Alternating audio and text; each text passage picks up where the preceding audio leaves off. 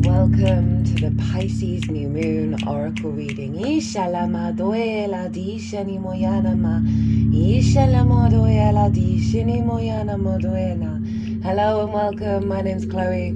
I work with card divination, astrology, and as you just heard, and as you can see with my hand movements, I channel multi-dimensional energies through my body, both in the form of physical and vocal light language. All of this brings in healing, attunement, and activation codes to the messages that are going to come through in this reading. I'm recording this on Saturday, the day after the new moon. Saturday is Saturn's day, and Saturn is in Pisces, so we're bringing some big Piscean energy into this frequency here. Ishalama doela di shini moyala itoela di anima utoela. Now, I'm going to touch on some of the core astrology of that new moon, and then we're going to get into these oracle cards. Channeled messages are going to come through. I've done a collective reading on the new moon itself, and that's where I've broken down the astrology in way more detail of how everything was talking to each other at the exact moment of the new moon. There's also an all 12 signs video series where I've broken down the intention, pulled tarot cards for that new moon. I work with 6-month cycles, so this energy is going to serve you in the Pisces area of your chart up until the Pisces full moon in Virgo season. So this Pisces new moon was not an eclipse. It's still with the North Node in the same sign, and the North and South Node is where we understand where eclipse cycles are. But it was at the beginning degrees of Pisces. It was 9 degrees and 40 minutes, whereas that North Node is still at 27 degrees of Pisces. But it's working with that eclipse energy. It's like this soft landing before we get to grips with the bigger eclipses. And we had quite a pile up in the sign of Pisces. Not only the sun and the moon, but the asteroid Ceres was conjunct the sun and the moon. And Ceres represents abundance. She represents the harvest, the great grain mother of nutrition and nurturing. So what's going to unfold over the next 6 months is an alignment of this abundant nature, right? Pisces is mutable in nature. It's water. It's the final sign. It's yin. It is the great unconscious emotional connection that we have with the universe, our imagination, our love, our intuition. It's very non-rational, right? It doesn't go from A to B to C. It's A to Z to H back to B again. It is the non-linear framework of our reality. Miracles appearing out of nowhere, or at least what we consciously perceive. But what Pisces is all about, all those drops in the ocean, is that everything is connected. We just might not have a conscious Mercury time. Oh, hello Mercury time. Conscious awareness of that. Source is very present in Pisces, right? Those synchronicities, the miracle energy, and so we're really leaning into trust. Jupiter traditionally rules Pisces, which is what I work with, and Jupiter is very much about the bigger perspective. It is about that sort of faith energy, right? And so we're learning to trust the abundant nature of Source, right? Of really allowing the alignment of synchronicities to be trust in the process. Pisces rules the feet of walking our path from a place of devotion.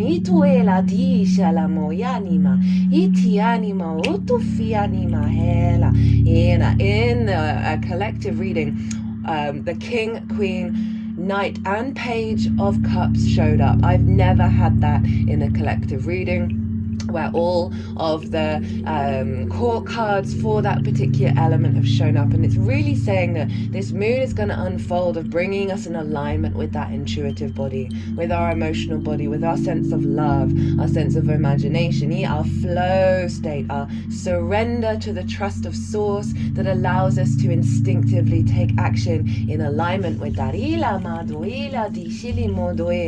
All rivers lead to the same ocean. One thing I've been practicing a lot with this Piscean energy is trying different forms of divination that I'm not used to, right? I'm used to shuffling for jumpers, and in the last couple of transits and this is linked into the North Node in Pisces. I've been trying different forms in order to establish trust that Source is communicating with us at all times, even if it's something that's unfamiliar, even if it's a difficult pathway. It is all still in alignment with Source, and the more that we build on that trust, the more we free energy up in our energy field, we get rid of conflict, and we then stay in that state of alignment, whatever may be going on, and we build and build and build towards that. That allows us to dream bigger, right? The boundaryless nature of the ocean, the unfolding of the waves, of moving with the currents of the energy of our emotional body.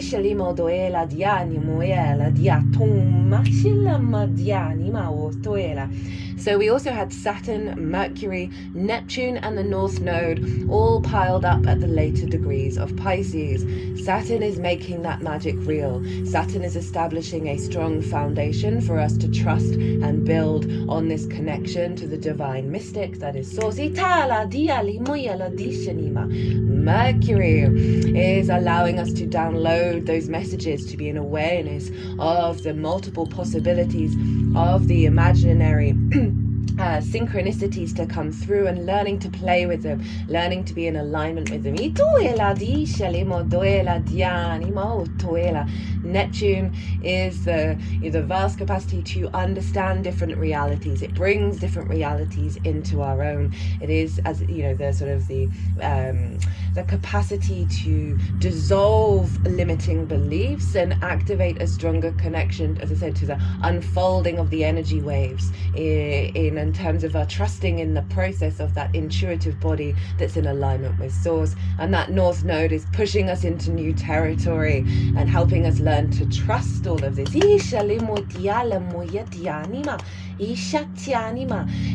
lean more into the liminal spaces, right, of not the rationale of it all, of the imagination and what conjures up from there, and learning to trust that, even if it doesn't, as I say, it doesn't fall into that rational mindset.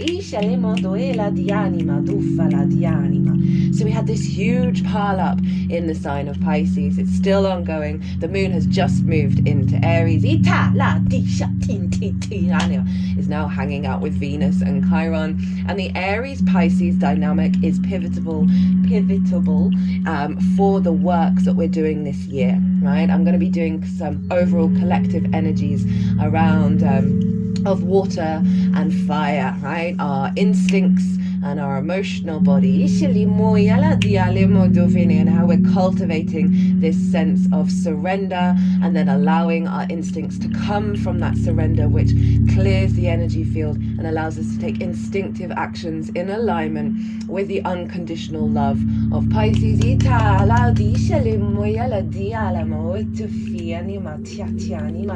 Now Jupiter traditionally rules Pisces, as I mentioned already, and Jupiter's over in Gemini. Love doing that Jupiter and Gemini transit series. It's still valid up until June, of the capacity for us to create neural pathways, to be more curious and open and playful, and zoom out from dogma, right? Gemini is able to pick up lots of different information and play with it, and that Jupiterian energy is helping us, as I said, recreate new neural pathways to allow that magic to come through. They're sort of shaking their head with my fingers at either side of the temple. They're like shaking out those ingrained pathways of dogma.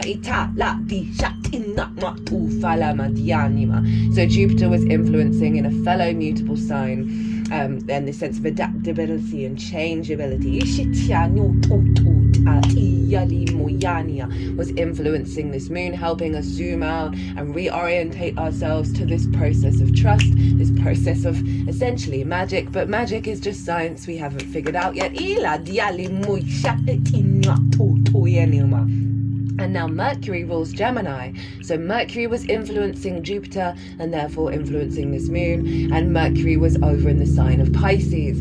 So it's really allowing those sort of communications, how we perceive our reality, right? What information we're collecting from our reality, the details of it all, that mercurial energy of us being able to perceive more of the magic, to collect more of those synchronicities, more of the downloads, more of the codes from that Piscean energy, feed it over to Jupiter to create create those neural pathways and zoom out and get the bigger perspective. Now they were in each other's signs, Mercury and Jupiter, and this is what's called mutual reception. This essentially means a psychic hotline between Jupiter and Mercury. They're facilitating each other's journeys in each other's realms, right? So there's an ease, there's a flow there. And again, mutable, very adaptable. We're changing, we're shifting to learn to trust this new miracle energy, this new abundant energy. And so many of us having very deeply ingrained unconscious responses, understandably so, around fear, around scarcity, around competition, right? And so there's a part of us deep rooted that is really struggling to let go of that old paradigm. This new moon and the unfolding over the next 6 months is bringing us into an alignment of learning to trust that, to really trust it and not fall into the pit, and to trust in every single thing, even if it's not quite what you want at the moment. It's going to be teaching you very deep healing, collective emotional wounds are likely going to come up over the next 6 months. And I don't feel like it's scary, I don't feel like it's big, but these are core blocks in the collective energy that influence us individually, that's allowing us to dissolve all of that. Neptune dissolves and learn to walk that path and be curious and open, the Gemini energy, to what's unfolding, right? To the experiences and the awareness that there's some core fundamental stuff being shifted, so we then launch from a clearer clarity of understanding of our true nature, and that is that of divinity. So Mercury and Jupiter in their mutual reception between Gemini and Pisces were ruling the entire chart, and this is locked in. So for the next 6 months of our higher perspective, our sense of abundance, our sense of expansion and integration of Jupiter, right, the big yes planet, and Mercury being able to, as I say, perceive the details of this magical reality and bring that all into union with the whole of your chart. So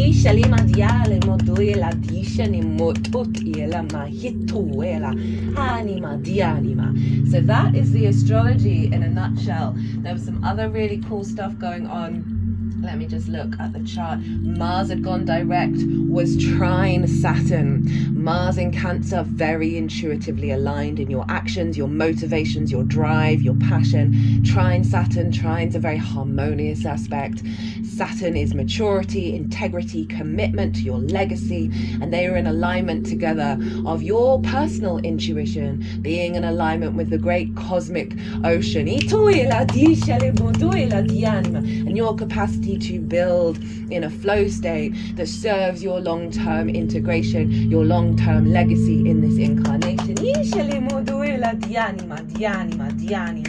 Saturn, Mercury, North Node, Neptune were all making sextiles to Uranus, which I didn't mention in the collective reading. Uranus is the great liberator, right? The very galactic energy. It is the very, very independent, right? Very free thinking in the way that it understands its own environment. It wants you to be confident and comfortable being your unique self, and is in the sign of Taurus, our physical vessel, feeling good in the 3D world, this sense of the Venusian ruled Taurus, of the liberation of the trauma in our body that's blocked us from perceiving this magic and believing it and feeling it in our body.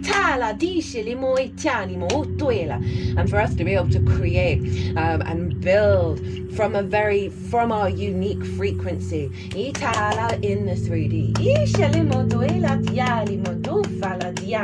Right, let's get into 13 minutes on the clock.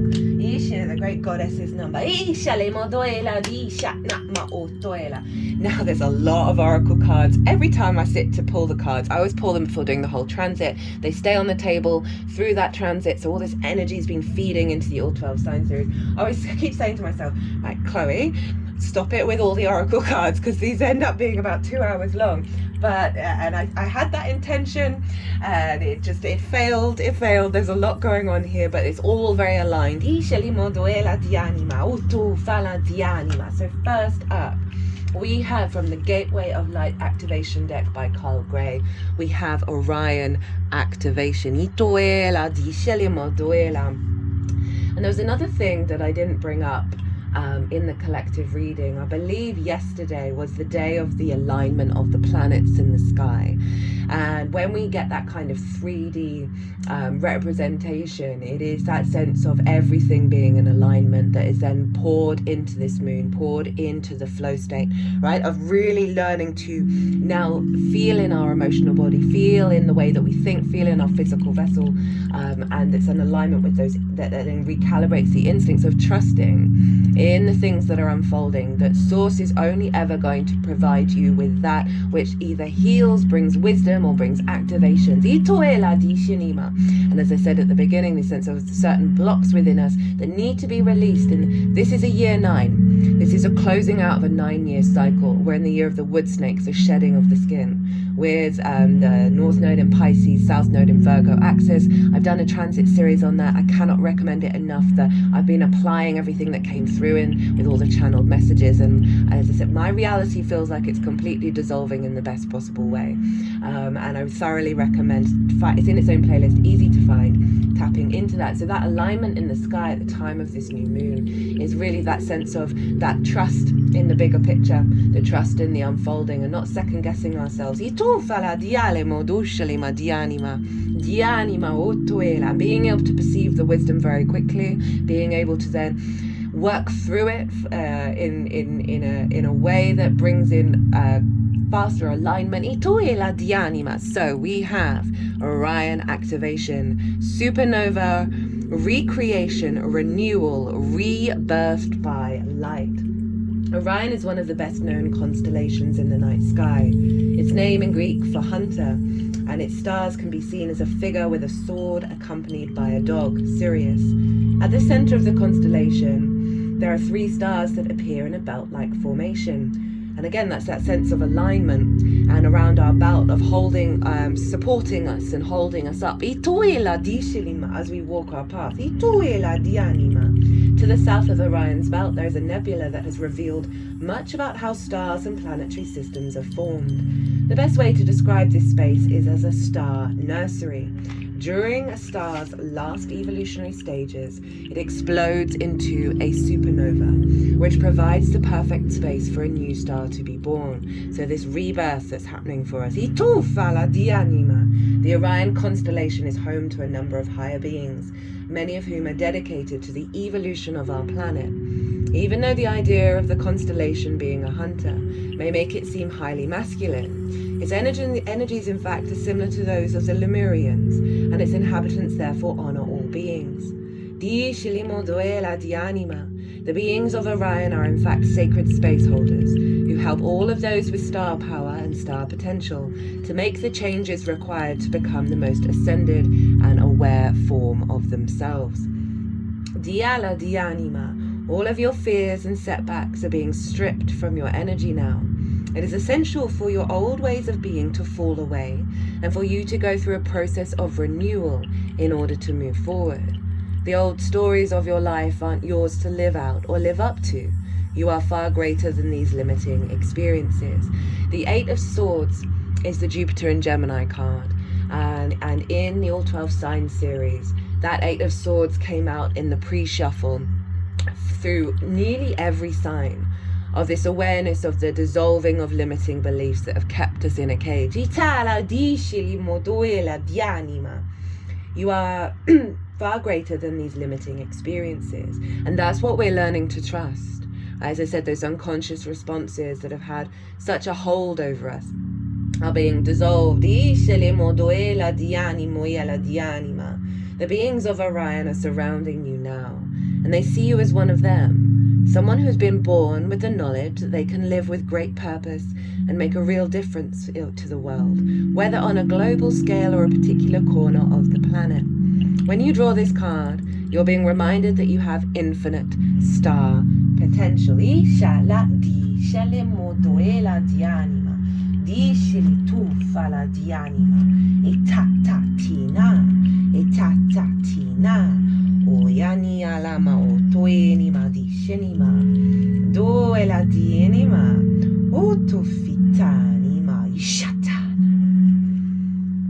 And then underneath this card, we have interesting. And how do you know That's exactly what you want. And interesting, they're summoning in a crystal ball, and this feels very Piscean in nature.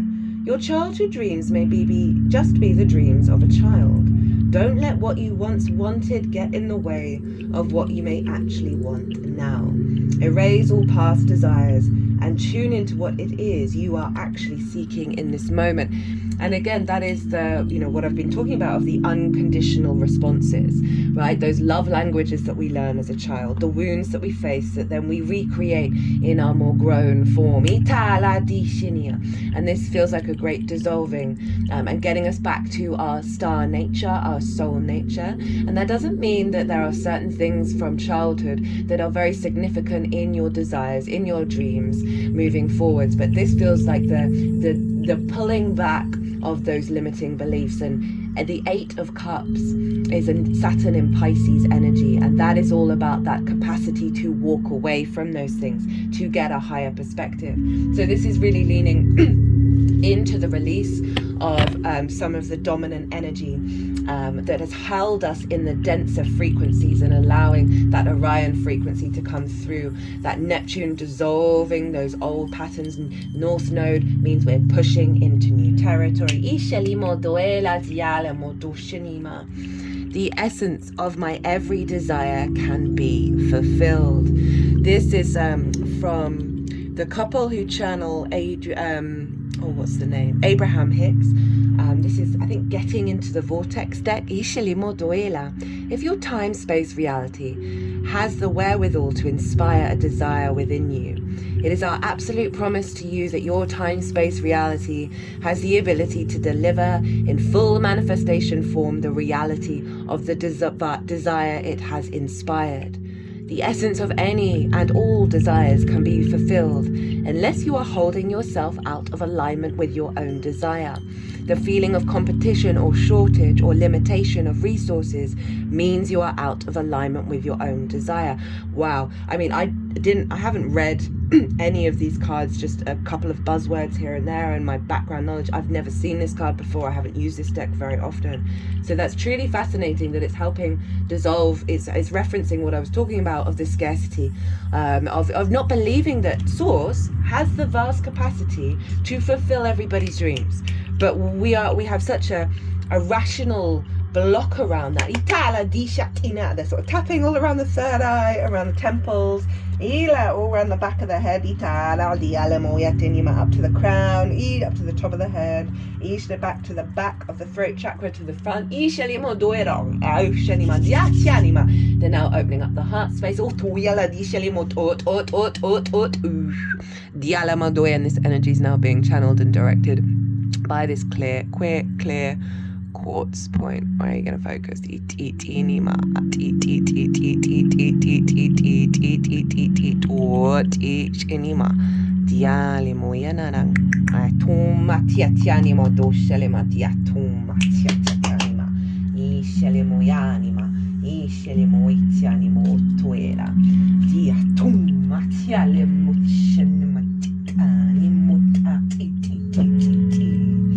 And now we have from Rebecca Campbell's The Healing Waters Oracle, which I thought would be very appropriate to use. We have the Pearl Alchemy, the reward at the end from grit to grace. Pearls are one of the most precious treasures of the world, and certainly of the sea. While the specifics of their creation remain a mystery, they're believed to be the result of a natural process. Certain mollusks produce pearls as a way of protecting themselves from irritants that enter their shells. The formation of a natural pearl is a rare occurrence, with only one in roughly 10,000 oysters producing one, and it can take anywhere from 6 months to several years to form. This card brings a precious message that something sacred is being created, and it is likely being created by you. Maybe you've been creating something in the physical, such as a child, a home, or bringing an idea to life. Or perhaps your pearl is a more metaphorical than that, having dedicated yourself to alchemizing your hardships into healing. Wow, that's again recreating what has already come through. Grit into grace. Whatever it is, you're being acknowledged for your work and the deep roots required to truly rise. Clina was the Celtic goddess of beauty, love, and the ocean, and it was believed she could be found in every 9th wave. We're on the 9th year. It is said that people would whisper their wishes and prayers into small pearl offerings placed within a shell and tied with seaweed, and then cast them into the sea on the 9th wave in the hope that the goddess would grant their prayer. Offer up your prayers to Clina for the alchemy to continue to happen. The jewel at the end is near. Activation. I am ready to receive the jewels of my life. I am ready to alchemize my hardships into healing and my grit into grace. We're in a huge transition year. It's the astrology of this year, and I can't wait to do the collective readings for this, is wild. There's a lot around the Pisces Aries dynamic. Of the miracles of doing the work and it paying off, and we're releasing so many shackles this year. I felt very called over the last couple of transits to bring in things that I wouldn't normally bring in, of timelines of the work that we do now for the soul retrieval, i.e. the integration of self, is going to be profound and will serve you over your incarnation. And this other thing that I've been very wary of bringing to the table is you create your own reality. Now that can be really triggering for people to hear, but fun. I always go with what I'm called to bring, and this is all the Aries energy. Neptune's moving into Aries, Saturn's moving to Aries. We have retrogrades with Venus and Mercury and Neptune and Saturn all in Aries into Pisces. Aries is the I am. Neptune in Aries is going to be about us creating our own reality, and this is the precursor, this is the setup of learning to trust and not falling into fear. And that Saturn energy is doing us a solid of stepping in alignment with our own integrity, right? That allows us to be able to get out of our own way and our own limiting beliefs in what it is that we feel is that we truly desire. And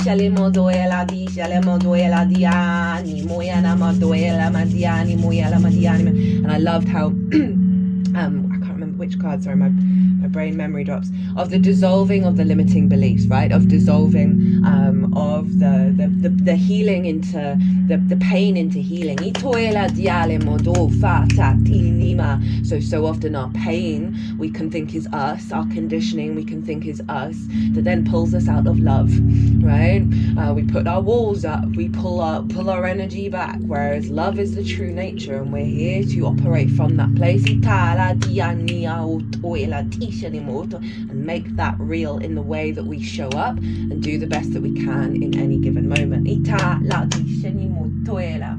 Right, so next up we have one of 3 cards from the Lemurian Star Child Oracle, and all 3 cards are the first card of their particular section, which is just wild.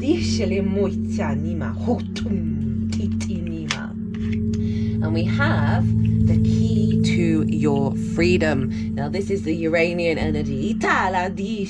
Healed inner child. That's wild, the synchronicities of all of that together. Create inner safety, self-kindness. I let go of the past as light and love floods my whole being. Look at that flood with the ocean. I am home. Lemurian Star Child, a doorway of love and light is before you, a portal to the new earth where you walk your life's purpose. Your inner child wants to give you the key of the door and the key of love, balance, and surrender. It is your clarity, care, and compassion that allows you to use this key, because to soar to great heights, you must also honor the depths within. Your inner child asks you to embrace feelings because they are the vessel through which its messages flow. Have you been feeling sensitive, or would you like to get in touch with your sensitivity? Can you observe your emotional reactions and also feel your playfulness and innocence? All of these states are messages from your inner child who is getting in touch with you. Do you feel like the key to your freedom is hidden at times? Be the parent to your inner child by balancing action with receptiveness. Take walks in nature, find moments of rest and inner peace, and explore your creativity. By harmonizing your masculine and feminine aspects, you create a space in which you can receive your inner child. See now this golden and turquoise door that reminds you of the Lemurian oneness. Can you remember that you already walked through this door many times, and that it is your birthright to do so? And we had that huge Orion activation portal as well. In many dimensions, you are already on this other side. Visualize that you are there, and that many emotional issues are healed effortlessly. You're invited to open this door once again to fulfill your destiny. Your higher self tells you how to fearlessly walk through this doorway of the open heart. Remember the flow of your true nature. Remember the ease and freedom of walking through any doorway you like. Would you like to know the secret of this door? Try to open it by pushing and pulling it with force. This is like trying to resolve life's issues with control and effort. You know, there's this phrase that I was reminded of that was brought into a bigger framework through Extinction Rebellion, which is be like water. And I was reminded of it by a friend recently. And even though I find it, it's my own path away from conflict, that a lot of resistance and rage against the machine is inherently recreating that conflict at a certain level. It's not that it doesn't have its place, and I feel when you surrender away from conflict and then your instinct then still takes you there, that is the alignment. But if your release then leads you to a place of peace and love in a way that isn't fighting against anything, that is also in alignment. But water could dissolve mountains. Water puts out fire. This real sense of, with the Piscean energy of serenity, right? Of surrender. And allowing that softness, that yin energy, to dissolve the frustration, the pushing, the go, and then you find your instincts come through very powerfully. And that's again the Wu Wei, which I brought up in the Pisces North Node energy.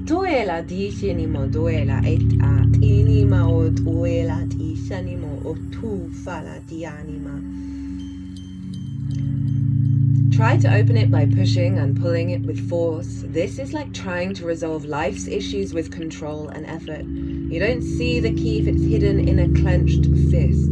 It can only be found by the open hand of your inner child. Lemurian star child, walk through this doorway of freedom now and accept that your world is changing radically. You might feel like you're going from black to white to color, from thinking to feeling, from mental chatter to the heart. Now you are seeing the beautiful colors of Lemuria and feeling the divine flow of oneness, as if you are a dolphin or a mermaid in the ocean. Let these experiences come to you, and do not resist the healing that comes to your path. It is through the healing of your wounds that you integrate your child aspects and you discover your true nature.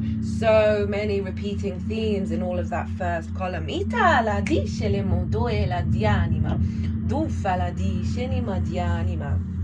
Okay, they're wanting the crow first. This is from the Wild Unknown Animal Spirit Oracle by Kim Krans. Spiritually strong, creative, watchful. The crow has long been a symbol of magic. A crow personality is drawn to the supernatural and has a gift for seeing the unseen. And interestingly enough, Odin, who is also, there are links between Odin and Mercury and Hermes. And Odin has two ravens, one of thought, one of memory. And Odin was upside down on the world tree, very very sort of the Hanged Man energy of changing its perspective in order to receive the runes, that form of divination. And Pisces is a very synchronistic, very psychic energy, and so we're bringing in the mercurial energy here, right, of our capacity to perceive. It's said that the crow holds within its mind's eye the three realities, past, present, and future. Crow energy is potent and should only be tapped into when the mind is clear. Those with crow tendencies must balance their lives with a healthy diet. That's that South Node in Virgo. Joyful friends and a regular self-study. So be in observer mode of your emotional responses. That's going to allow the wisdom to come through to do the deep healing, as well as meditation is a really great practice. I just got a confirmation of yes to that one, of clearing your energy field and really tapping in to the truth of what wants to come out. Itala di anima. So, protection. I've stayed away from doing protection energy for a very long time, and I've received messages to activate protection energy, and I felt very resistant to it because it felt like it was, I'm not a fan at the moment of cord cutting, of banishment, of all of that, because it feels like you're denying a part of yourself. We're all one, right? And the source is behind everything, and source is unconditional love. So therefore, everything that we connect to is inherently connected to that divine unconditional love. But it's come through a lot stronger for me in terms of, and I've really come to an understanding of, it's not protection as in separation, as in banishment, as in isolation, but now is a really great time to do a energy work, visualization around, yes, protection from the outside world's energies, but it's not focusing on the protection side. It's focusing on, with that protection, because of the vast shift that we're going through, right? Because of this sense of dissolving, that through activating a level of a shield, you can then come to understand your true nature, because it's no longer being distorted by the outside world, right? So it really helps with this process of deep healing, this release, this dissolving of limiting beliefs, of sense of self, the unconditional responses. When we're bringing in this understanding of protection, it is a mechanism in order to calibrate and be in conscious observation of the true nature of self. And the more that we'll do that, the less protection we'll need, because you'll have a sense of sovereignty and awareness of what's you and what's not you. So much of what we think is us is collective, social, or individual conditioning, and we are in this great process of dissolving. When in balance, psychic, strong, clear. When out of balance, ungrounded, hypersensitive. To bring into balance a daily meditative practice.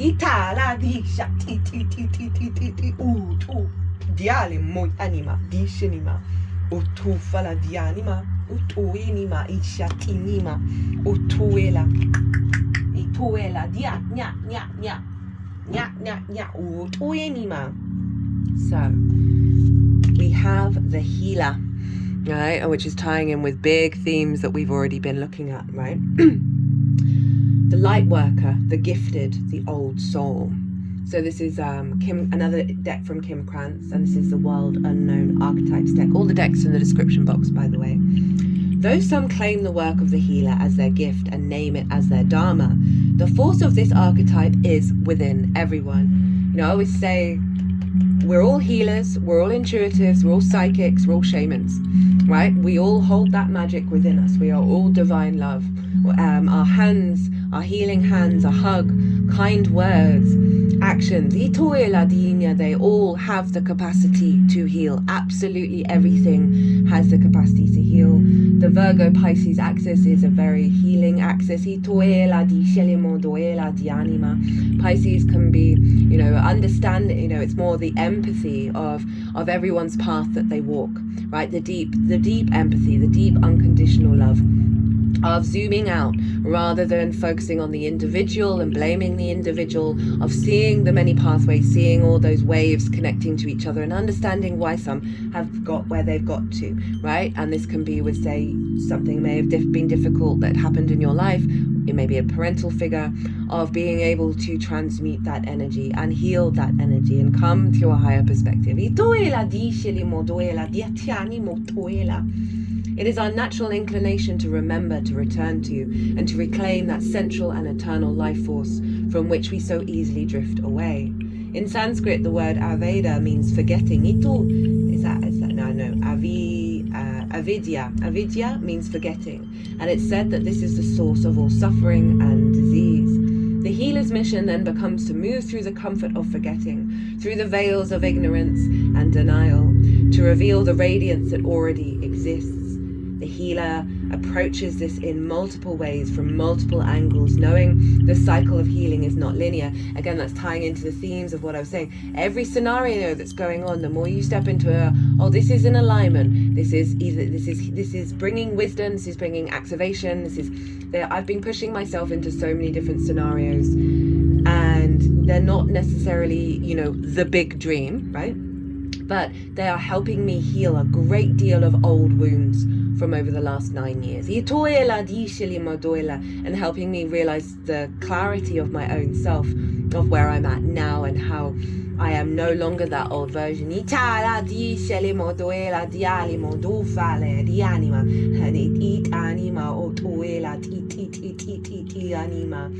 is the cycle of healing is not linear. It is a multi-layered and circuitous process, always leading back to its own origin, much like the Uberos.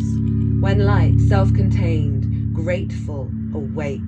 When dark, tired, needy, forgetting its own practice. The wounded healer is not someone who was wounded and is now healed. It is someone who continues to courageously break open the self and ego as a means for deep integration. The image of the serpent, and again we're in the year of the snake,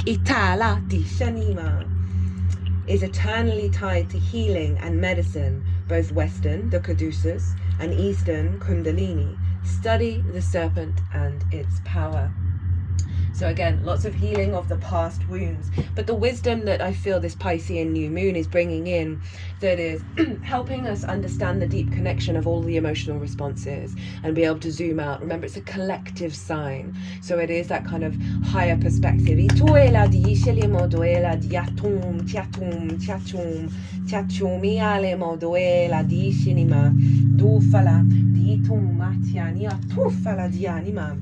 I'm feeling a lot of Aries energy, and again we've got the next new moon will be an Aries eclipse, and it'll be out of sign because the North Node is in Pisces. So this feels like an anchoring of pulling that energy towards us. We're going to be working with it in the lead up to that Aries eclipse. This very felt like a Aries energy, that we all have the instinct and capacity to heal. Chiron is in Aries. That eclipse will be around Chiron.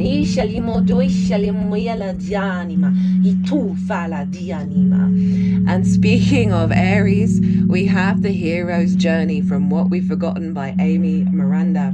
And the hero's journey is, I'm going to be talking about that a lot with Neptune moving into Aries. And this is our spark of spirit within us, of going our own path, of leaving behind the village, right? Think of the fool, of the dogma, of the confines of the ancestral wounds, of the parental figures, of the expectations of society, and being open and walking our path from the desire to experience life for ourselves, to experience all things with fresh new energy, be curious to the good, the bad, the beautiful, and the ugly, and know that there is deep wisdom within absolutely everything, because everything is source and therefore everything is love.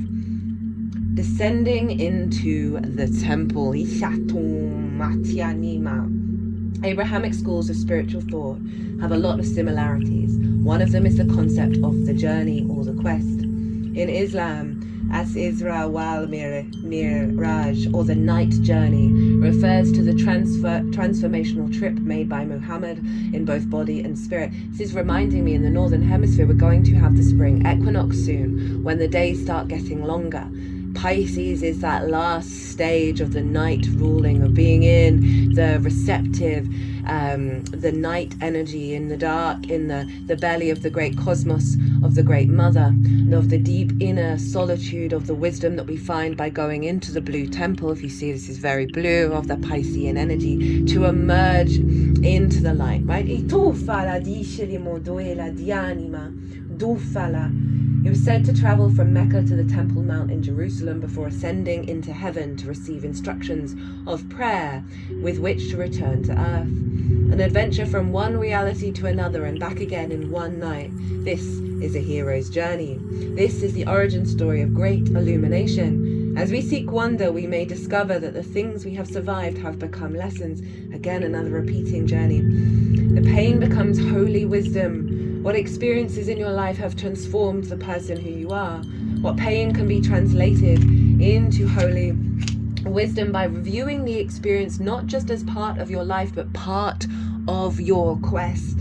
Where might you be getting divine guidance? Now,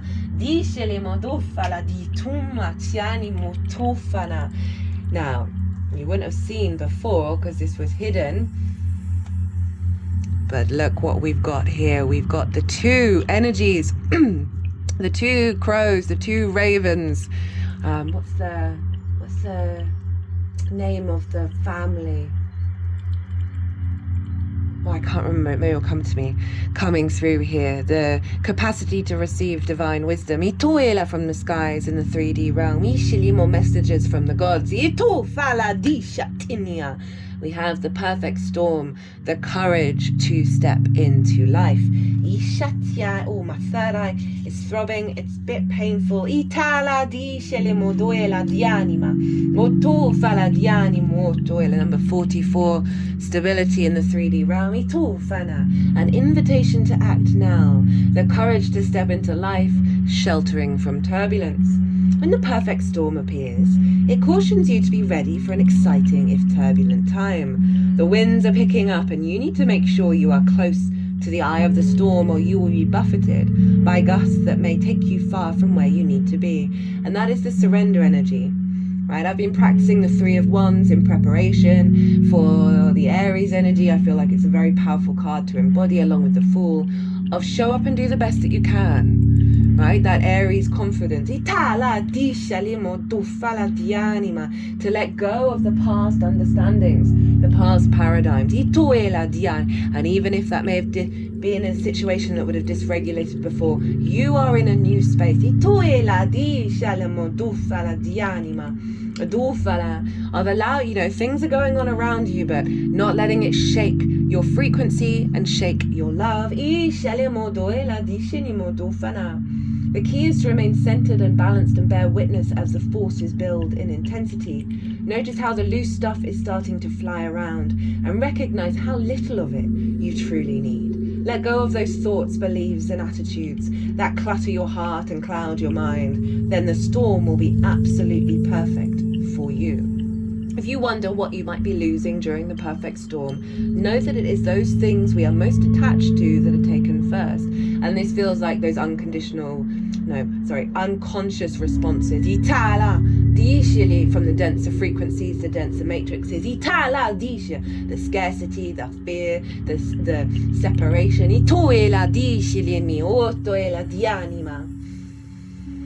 Know that those things that we are most attached to are those that are taken first, as if life were trying to unburden us of our righteous self-importance. And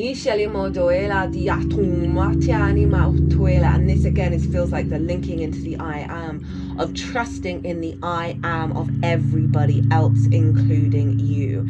Stop entangling yourself with what other people are doing, right? That sense of, that we can get a very strong emotion of, that sense of moral piety, of the self-righteousness, that we may have very good reason to think and feel.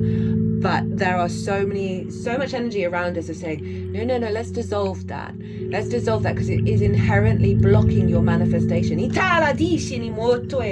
your deeper inner knowing.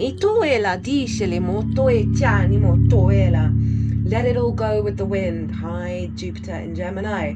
The less you resist the change brought by the perfect storm, the happier you will be. Ride the winds to your next destination. Embrace the rain or snow. Remember that every time you try to argue with nature, you lose. The perfect storm can also be a call for you to seize the moment. There might be a great opportunity that you need to take advantage of right now. Carpe diem. Here, time is of the essence. It may be gone shortly, so do not hesitate. Go ahead, bite off more than you can chew, and take the storm on in all its terrifying greatness, experiencing the fullness of life. You will succeed.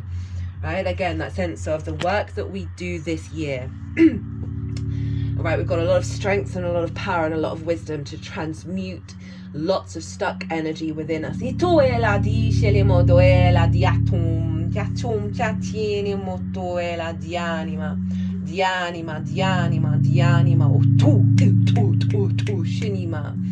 So they're leaning towards, this is the Four Agreement Oracle. It's written by a Virgo sun, was given to me by a Gemini rising. It is very mercurial in nature, and obviously Mercury's playing a strong role in this moon. Be impeccable with your word. Speak with integrity. And Mercury was very closely conjunct Saturn at the time, which is, Saturn for me, the key word is integrity. Say only what you mean. Avoid using word to speak against yourself or to gossip about others. That's tying back into the sort of the self-righteousness of what other people are doing, right? The entanglement. Use the power of your word in the direction of truth and love. So much of sometimes of like I'm observing my emotional responses, and I know they come from pain, and I know that truth, it comes from this sense of love or the lack thereof, and really that reorient. The truth is love. They're tapping around the heart space.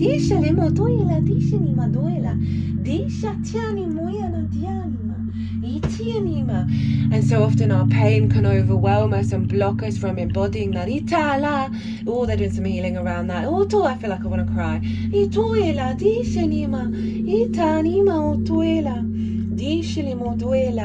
Just felt cool to pick up this amethyst, this purple chevron amethyst, the layers of strengths of our intuition, our psychic ability, the soothing of seeing clearly, to bring us back to that truth. Amethyst is actually a Pisces and a Virgo energy, a recalibrating of how we perceive reality, and how we show up and walk our talk. They're just tapping around the third eye, helping soothe our primal fear responses.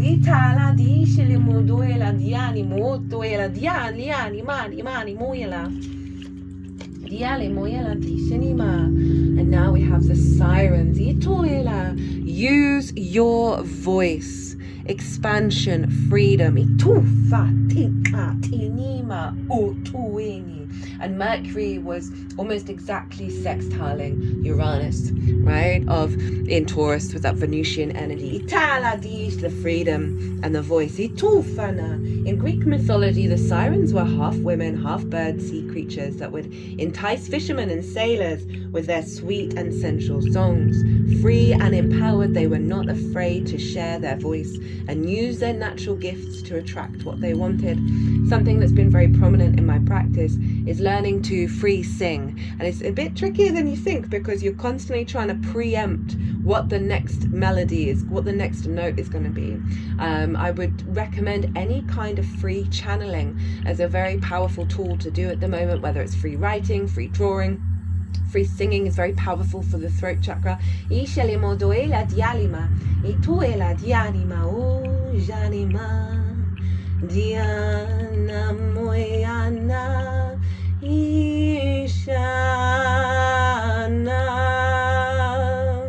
By the way, regulars, you probably hear me bang on about this loads.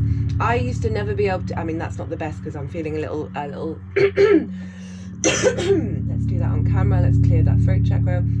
I could only sing in a choir, and when I sang by myself it would be distorted. My throat felt like it was caged. It would be off key, it would be cracked, it would be broken. And the inner work that I've been doing consistently predominantly over the last 5-6 years, since 2018-17, basically since the last Venus in Aries retrograde, which is going to be happening soon. I'm going to do a video on that. That the more that I've been doing the inner work, the more that throat's opened up. I never used to have songs in my head. I never used to remember lyrics. I never used to have random melodies, and that's all shifting and changing. So I recommend it to anybody who may have throat chakra block work. Of give yourself the love and the grace to allow yourself that energy to come through. It may not sound perfect. I feel, I'm working through vulnerability every time. I'm bringing that energy of singing onto this table. But it's one of the most profound things that I feel at the moment, is genuinely influencing my whole reality, because it is a frequency that's coming through of trust and faith and openness.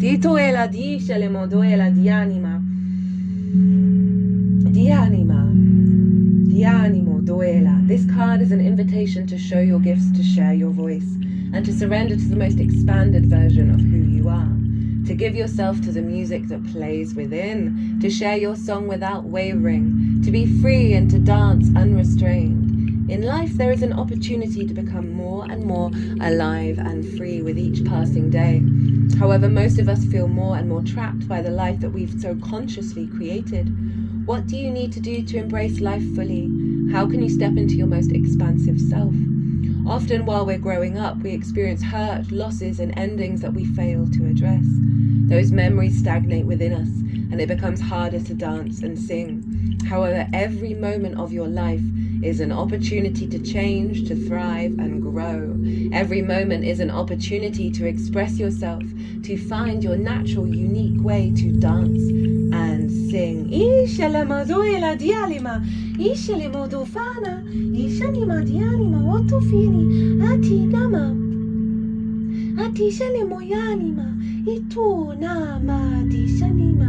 And that'll be really powerful. Mercury's going to go retrograde in Aries back into Pisces as well.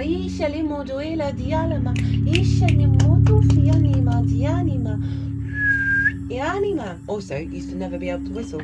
And I'm not saying that I'm the pro at any of these things, but the difference. Wild. Okay, so we've got another synchronicity. In terms of the Piscean oceanic energy, we have blue coral. Abundance lies within the sea of life. I have come out of the sea. I am here to calm your soul, to calm your feelings, to bring you a wealth of abundance. I give you the power of creation, and I will expand your creative imagination into so many things. I am light and transparent, so do not miss my sound. Blue coral can break down stagnant energy and create a new flow of life on any level. So it can be placed upon any chakra center. It is good for any restrictive conditions, worth carrying so that you can just lift yourself above the obstacles that are encountered in life. You might want to have a picture of coral on your phone. I'm always wary of saying go out and buy things. If you're going into situations that would normally dysregulate you, would normally be like, whoa, this feels heavy, this feels difficult. Remember all this healing that we're doing at the beginning of this unfolding of the 6 months, right? And so that coral energy, or simply envisage coral at your third eye. I also have put my hand to the solar plexus of you going out in the world, right? And this ties in with the perfect storm. Moon time. So we're bringing this energy in. That would be really lovely to meditate on coral to help soothe your energy. Place under the pillow at night as a preparation for the next day. It helps to break down rigid thought patterns. Hey, Jupiter and Gemini. It does this gently until you realize there is a freedom from them. Creates a flow of mental thought, therefore it helps with problem solving. Gentle works with the emotional until you suddenly realize that you are feeling good about yourself and others. And that ties into the non-conflict energy by honoring the I am of everyone, even if someone's being a dickhead, right? Hold blue coral open to your heart, to the soul. Open your heart to the soul. My other hand is just sort of moving around the heart space. Itoela, you are going on a journey. Close your eyes. There is a pathway of light. You are traveling this pathway to find abundance. Pass through villages, towns, fields, woods. You see flowers and trees. You see the abundance of life in the oceans. Then state, abundance lies within the sea of life. Itala dishani moyani moyana moyani moyani ma etani ma. I feel like they're embedding this coral energy within you. Itala diale modiyeshani motoila dishale modoela diani ma diani dishala modoela ma diani ma diani ma dishala modoela diani ma diani ma dishana dishani modoela diani ma dishani moyana ma dishani moyana itani ma doela. Okay, they're going with Commander Ashta isheli mo dufala diani ma dufani ma dishani ma. Call to action. Take charge, lead by example, walk your talk. Not only Pisces rules the feet, but we've got Mercury and Saturn, which is all about walking with integrity. Walk your truth, walk your talk. Ashtar, also known as Commander Ashtar, is a multidimensional being who promotes truth, peace, and harmony between the planets. He is said to be an extraterrestrial but appears in human form so that he can communicate at heart level with all those on Earth who call on him. He is part of the Great White Brotherhood, a congregation of light beings who work to bring healing to the world, and is a wonderful guide to those who are feeling the call to bring positivity. I can feel like the seriousness coming through in my voice. Positivity, healing, and inspiration to those around them. He lifts up the hearts of leaders and inspires them to walk their path with complete integrity. You are receiving a call to action and being asked to step up and create the changes you want to see in the world. Like, rather than criticizing and judging people for doing the things that you're like, well, that's not right, just focus on what you're doing. Itala dishani modoela dianima. Dialama, don't entangle yourself. Itala, that's another way of protection, right? Of not entangling with the outside world and allowing the strength of your true frequency to come through. Getting rid of judgment. Itala disha tu itatinima otoe. It will clear up so much energy in your field to bring in the abundance. Itala dishani modoela diatu fala dianima. Woo! Divine inspiration is all around you, and Ashtar and his legions of cosmic angels are standing by to offer you loving support. Know that you are being encouraged to be honest, assertive, and true in a loving way. You may feel your ego try to hold you back, but know that when you take the first step, the next one will soon follow. Take some time to connect with the universe by looking up at the stars, knowing that there are loving beings of light gazing back down on you. You are not alone. Itala dishatum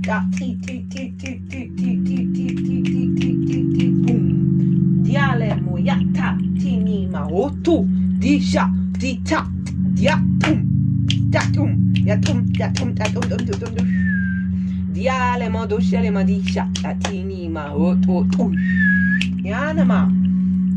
Woo! Big vibes. That feels powerful. That feels like there's a clarity and a strength and a foundational determination to apply all the things that we know, we think, we understand about the mechanisms of the universe and actually put it into practice.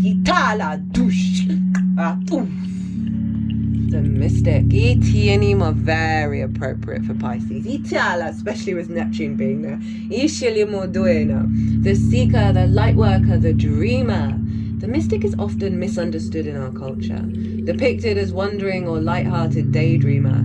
Yet like Shiva, the true mystic plays a critical role in society, remaining fearlessly dedicated to the path of transformation. Hello, Year of the Snake. In order to save the earth from darkness, Shiva swallows the poison of the world and holds it in his throat. slowly transmuting the liquid into nectar. This is the work of the mystic.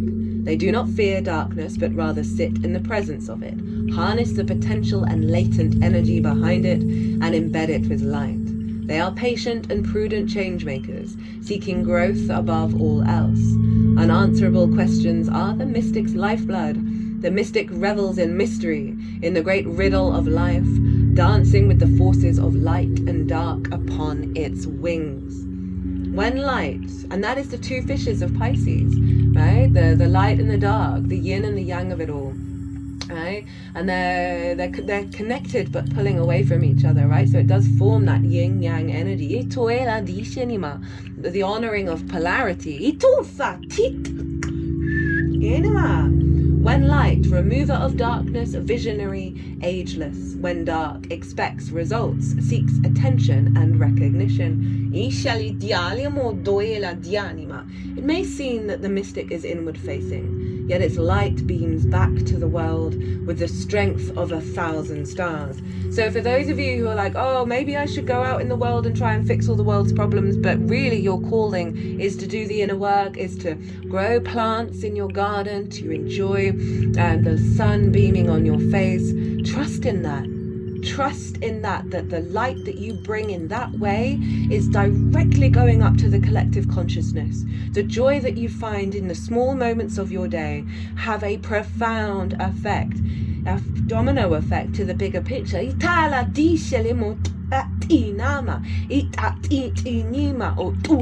not shame yourself of what your path. Remember Uranus wants you to walk your path, nobody else's, not the expectations of this sort of moral piety. It's just dogma. It's just dogma. I know there's good intentions there. Doesn't stop it from being dogma that limits the true nature of the multi-dimensional, multifaceted, multi-fractal nature of Source to experience life in all ways.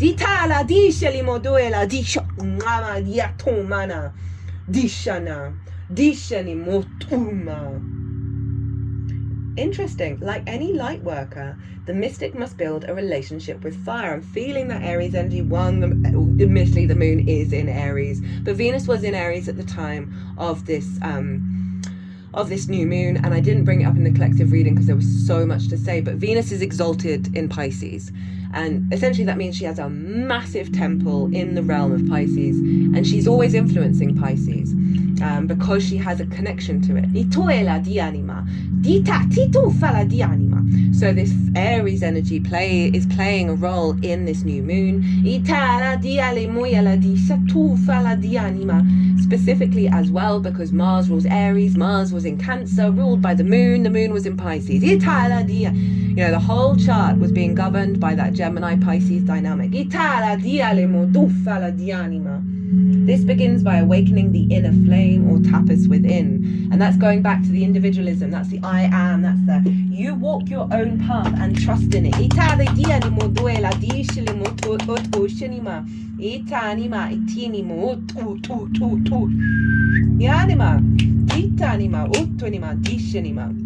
So, underneath this very beautiful soul card. This is from the soul cards, not deck number 1. Love this deck. There is no book to it. It is purely what you're getting from it. And this is us being held by Source, by the cosmos, by the stars and the planets, that we are being held and supported and loved and nourished for us to be reborn. And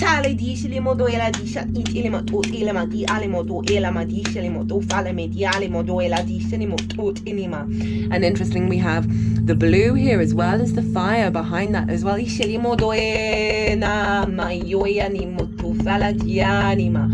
So powerful in alignment with the cards underneath, because these are all about speaking our truth. This is about the throat chakra energy and the truth that we are being held, the truth that we're being held and transmuted in this transition energy, being reborn with this sense of trust and faith and joy and comfort and satedness of the 3D experience.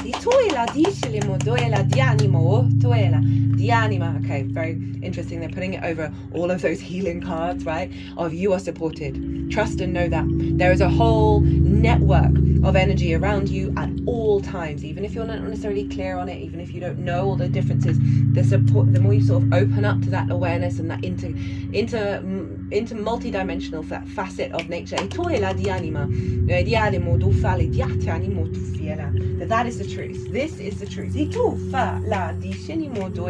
they're wanting to do the throat chakra card first.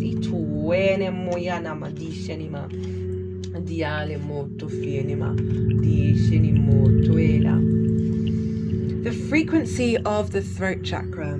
The blue flower of life supports our self-expression and our sense of peace and balance.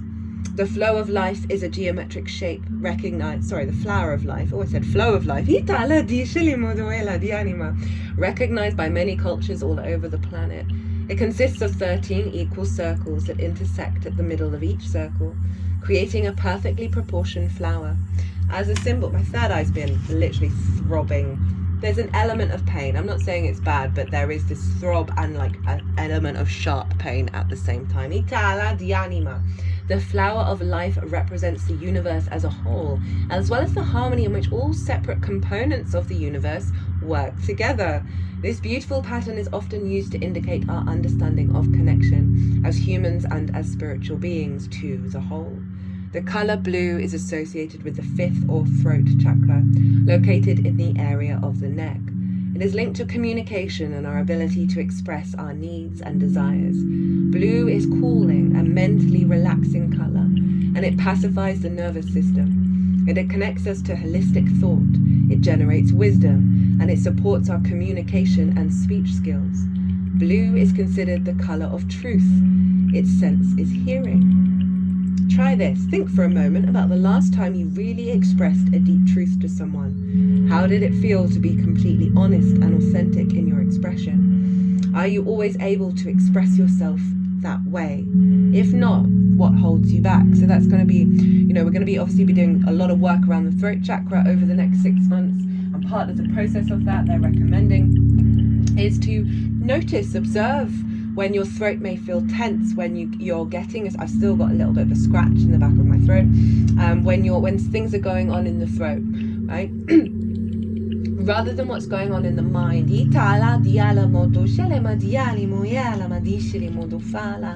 But then again, a real focus on the divine inspiration, the connection to source, the awareness of through that is bringing us back to a deeper understanding of our own truth, our own frequency, our own dynamic. And then we have Joan of Arc, voice of truth. Stand strong, focus on your purpose, release the fear of persecution, and speak your truth. And this is both an inner and outer experience. Obviously, follow your intuition when it's an outer one. And if you find that you're in a scenario where you might not be necessarily comfortable to vocalize your truth in that moment, surrender any conflict around that and go about and do the best that you can in that scenario with removing the conflict. And so often, especially if it's sort of like criticism of others, right, of judgment of others, of letting go of that and allow them to do what it is that they need to do, right? I've found that in my practice just in general around, there may be certain things that I am not feeling comfortable to say out loud, whether it's about a situation, a person, whatever it is, or even to do with myself, that I'm dissolving them at the moment in that Piscean energy, and then noticing how the reality changes around me, and if it's in alignment with that thought, right, in terms of the highest good of all and everything, that the external world is shifting to that rather than me having to put myself in a vulnerable place, right? Things can then slot in. Trust your intuition on that. It's going to be a journey of the more that we practice in those moments when we feel intuitively aligned to speak those truths and honor that, the more we're then going to find the strength, the courage to do so in situations that may have felt vulnerable, but then will no longer do so. Trust in your own past, trust in your own experience of speaking that truth. Joan of Arc was a medieval French peasant girl who reported to have been visited by Archangel Michael and other saints, who gave her information on how she could help Charles VII save France from the English domination. She was only a teenager when she went into battle for her country and won a huge victory. She was, however, later captured and burned at the stake. by the English. Sorry, Joan. These days, she is a supremely loving guide to all those who want to stand up against the odds. She also helps many light workers overcome their fears of persecution, and it's likely there's many lifetimes.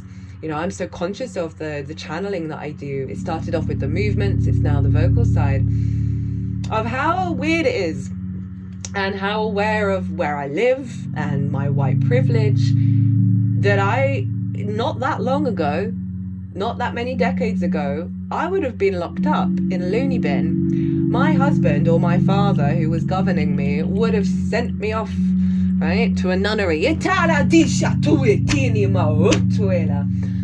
probably would have been the best thing.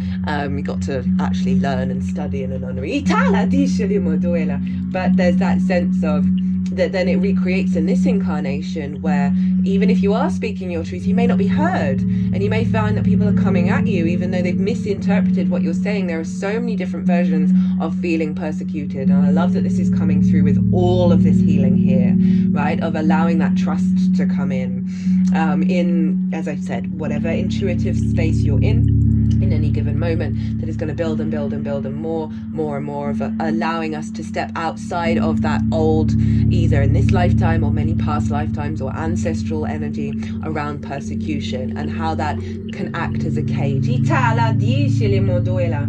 are being encouraged to stand strong. You may feel unrecognized and misunderstood, but that doesn't mean that you have to give up on the mission you feel called to fulfill. You must follow the will of your soul and exercise your leadership spirit by speaking your truth. You may feel as if you are on a battlefield, but this conflict will come to an end as soon as you stop defending yourself. Right, again, that's going back. You do you, boo. You are not here to prove yourself to others. Instead, approve of yourself. Again, it's highlighting another form of entanglement we can have with the outside world, right? With that sort of collective emotional body. Know that your angels are on your side, and that heaven is thanking you for being the honest soul that you are. Right, as I said, everyone's on their own path with that. There are still certain things that I can't say, or I feel uncomfortable saying the truth is as close as I can get to it to certain people. That's been changing and shifting, but I'm being very kind and loving and giving myself unconditional love with that process. Right, rather than forcing things, right? Remember, we're not pushing, we're not where there's resistance, let go do something else. Everything in the right time. So for the next part of the section, we have a soul card that has come out quite consistently when I've used it, both on this channel as well as on my other channel, Quantum Vibe Tarot, and also in personal readings. And you really couldn't get any more third eye Pisces activation, could you? I mean, look at that. This undulating ocean of the tapestry of energies, the messages, right? Being able to channel that, to understand what, you know, this both looks like it's going out and going into this vessel, into this figure's third eye, right? They have the strength to connect, right? They have the power, the determination to see clearly. The heightened intuition, the awareness, right? So, you know, I was talking about some things with Pisces, it feels like magic, but it's just that we don't know, we can't see all those connections. I've been reading, and I cannot recommend this woman enough, books by Betty Shine. She's a Pisces sun. She's I think it's 17 degrees Pisces. Her books are phenomenal. They're really cheap. They're really easy to find. I would recommend start off with her first one, which has got a blue color. And she was talking about how things just appear out of thin air. And there's awareness of that is a possibility. It is just science we haven't figured out yet. And so it's that interconnectedness of not being... not doubting what's happened, not second guessing the multiple possibilities of the magic that is science we haven't figured out yet, that is unfolding around you. And this card feels very much of our capacity to connect to that. We're not necessarily going to have all the answers, because the whole thing is we know nothing, right? And that's the joy of the unfolding and figuring out, oh, I think I know this now. Oh, it's changed. Oh, this is. And the joy that brings, the awe that brings, is the curiosity of our own nature. But this feels very strongly like she's standing very powerfully, right? She's got strong arms. Arms are ruled by Gemini. Hands is the arms and the hands. You know, there's a lot of magic in the hands. That we've got the power to stand firm in our heightened connection to this vast tapestry of energy that would normally feel very overwhelming, but because of this healing, we're clearing so much blockages in the energy field that's allowing us to be more in our flow state intuitively.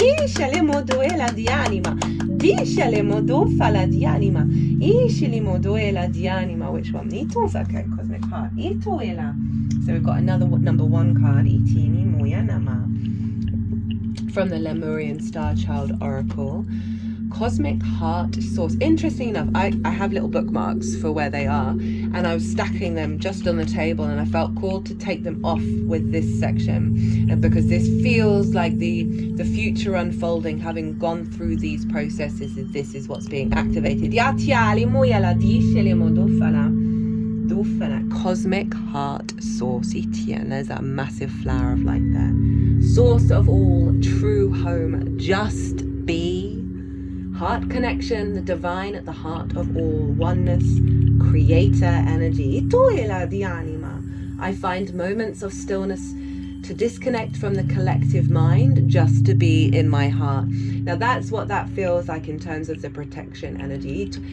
You know, depending on where you're at on your path, needing various stages of that protection that will then gradually fall away. Please listen to my soft whispers. The Cosmic Heart Source tells you, you've been searching for my nurturing, you've been seeking it in the outside world, looking for yourself through your creativity. What you have created is so beautiful, my Lemurian Star Child, but please don't lose touch with me, the source of your creations.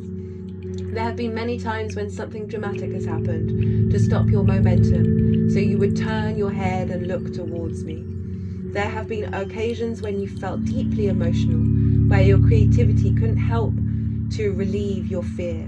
Those occasions were created by your higher self to get your attention to turn towards your cosmic heart source. Let go of your fears, your insecurities, your anger. You may find a deep sadness beneath it all, a lack of love that your inner child once experienced. Be nurtured now, my child, nurtured by the source that is your cosmic heart, that has an endless supply of love. This love will balance and center you, and most of all, it will connect you to the source of love and self-love. My callings are subtle at times because they are of a gentle vibration that does not interfere with your creations. This frequency may go unnoticed, as long as you are on the surface of a sea of emotions. Hi, Pisces. Allow yourself to dive deeper, to meet the dolphins and to let them take you deep beneath the surface into the oceanic source light.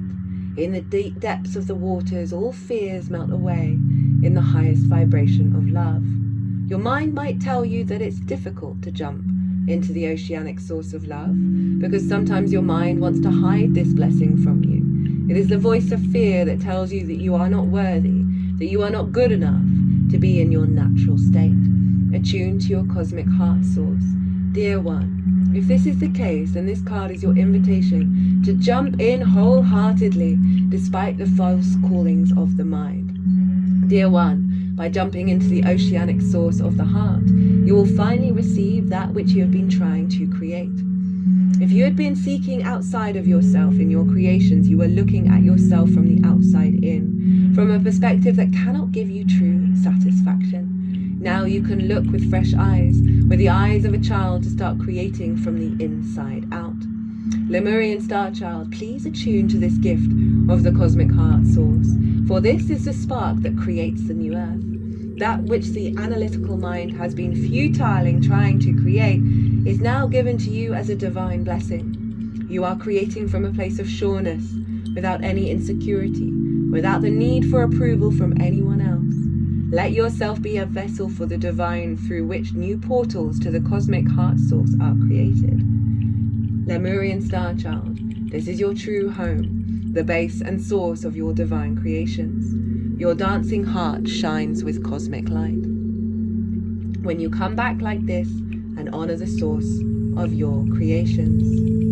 The affirmation is, I am presence. Itala di shelemot ot inia duf ati shanima oela di shelemodoela di anima. I'm doing some work around the third eye now.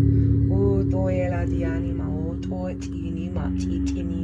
They're putting the smoky quartz sphere that's at the base of this one. Di shele, and they're sort of going in circles around the third eye, bringing healing and wisdom to that deeper knowing. And then now putting the clear crystal quartz at the center.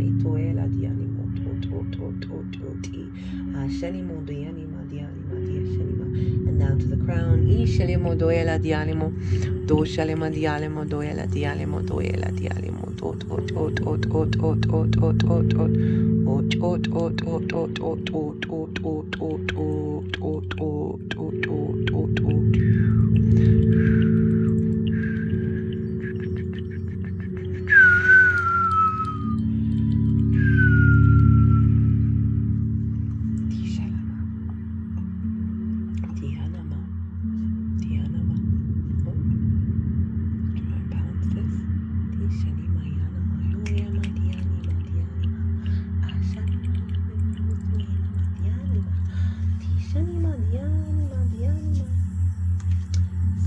Up we have the pillar of light.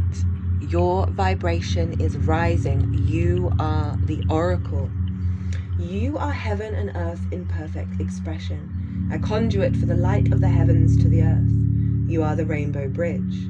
Take time to meditate. Imagine yourself as a pillar of light, connecting the earth, connecting the light of the heavens above with the earth. As the light shines through each of your chakras, you activate the rainbow bridge that many ancient scriptures speak about, raising your vibration and the vibration of the planet. I've recently done a timeless chakra activation video. The timeless videos have their own playlist, so you can easily find that if you feel called to go and watch that. Raising your vibration and the vibration of the planet, linking the higher realms of the cosmos, guides, angels, and the spirit within the ancient wisdom keepers and beings of planet Earth. They dance together through you. They sing together through you. Oh, we've got that singing repeating again, and the dance. Without your body, voice, and creations, neither can be expressed. For too long, we've been taught that God is outside of us, giving away our power to angels and spirit guides. But without you, they do not have a voice. You are the oracle. Do not look for guidance outside, for you hold all the wisdom of the entire universe in the portal of your heart, in every cell of your body. Do not see the angels as guides as above you, for without you, they have no way of communicating. You are the oracle. And this is tying into that Pisces Aries axis we're going to be working with the whole year. We can externalize our authority outwardly, obviously. We do it all the time. To our higher self, to the angels, to the guides. And they are a facet of who we are. And that is part of the process to get back to the I am. You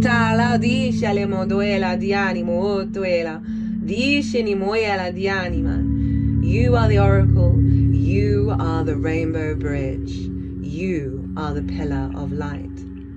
Activation. I allow the light of the heavens and the light of the earth to flow through me now.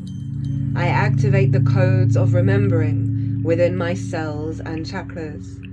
I activate my system as a rainbow bridge between heaven and earth. Itoela di shalamo doela di anima, di shinima, di anamoyala. Shani moyana moduela di anima, tu fala di anima, di shani moyani mandianima. Duela di shani moyala dianima. Di shelimo duela dianima. Okay, we have the final from the Lemurian star seeds, and we have crown, right to know, go beyond attachments, divine alignment. Cosmic consciousness, resolving issues of attachment to externals, going beyond attachment and emotions, and the emotions involved, beyond security, following the divine prompting within. I am source. Your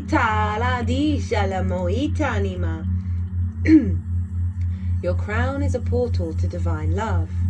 Allow yourself to be loved to allow yourself to be loved to be loved. The whole cosmos is connecting to you, coming into your crown in waves of light. Let this cosmic portal activate fully. That's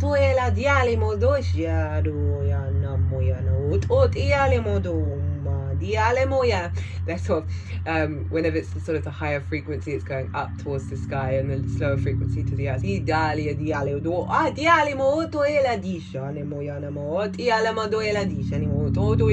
they're sort of like moving back and forth and balancing in the center.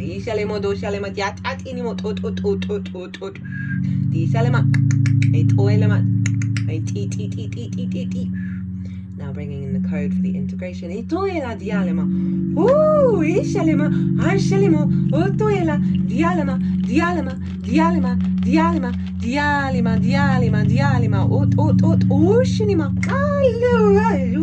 Shaking all over.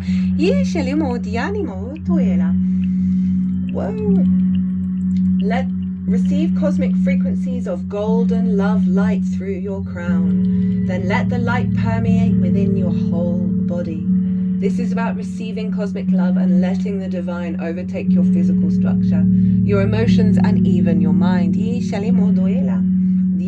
When you step aside to let the divine do its work, many physical miracles happen in your life.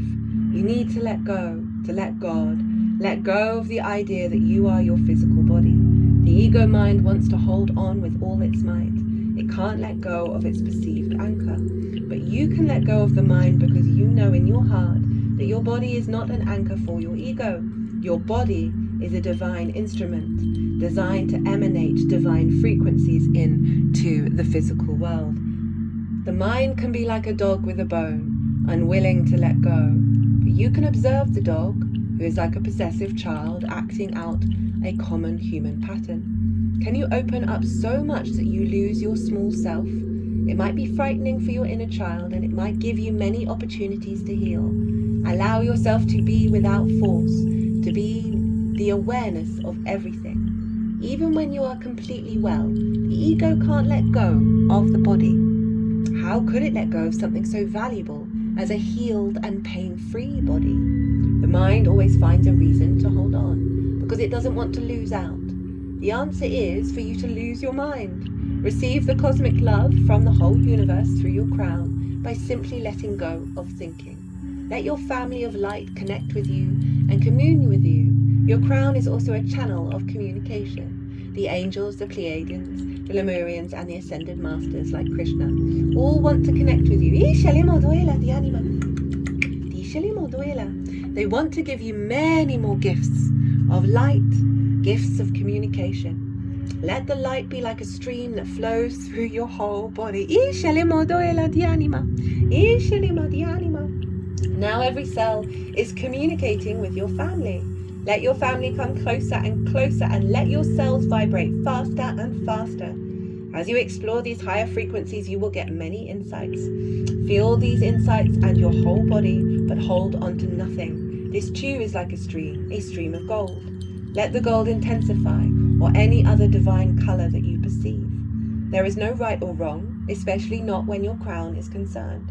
Simply allow everything to be in divine love. Okay, we've got Lemurian ceremony. The Lemurians would like to crown you as a confirmation of your divine birthright. Use your body of light to travel to their ceremony beyond space and time. Seen as a symbol of status by many, the crown has been used to validate the ego.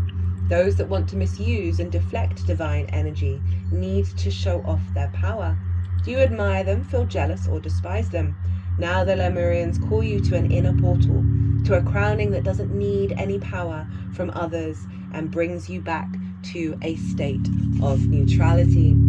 Enter a beautiful temple with the alabaster lions, reflecting sun golden light. The crown that you receive in this 8-pointed star temple is also sacredly geometrical, and its energy connects with you with the divine source light. As you open to receive the crown, you become aware of the consciousness in everything, even plastic, guys, and your oneness with it. You might feel like a peacock's tail of golden eyes open all around you. When the crown is put on your head, it connects you with the pure Lemurian wisdom. In ancient and pristine Lemuria, the crown was perceived as a divine instrument. This part of the body was never a status symbol, nor did they try to steal energy from each other. The crown energy was simply shared in love and communion. Cosmic connections are upon you, with Pleiadians and also with cosmic felines, the white lion beings. They ask you, do you ever feel blocked in your crown? In their dimension, the crown portal is always accessible because they live in constant lightness in vibrancy. In the density of humanity, you need courage to go beyond the earthbound beliefs. Let divine energy be given to you to heal your crown, and let it be open to sacred light codes. As you receive this blessing, you are bringing forth the Lemurian wisdom to new earth.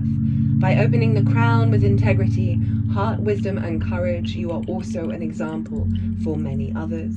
Affirmations. I receive codes of light to activate my physical, emotional, mental, and light body. I am the being and becoming of light, love given, and love received.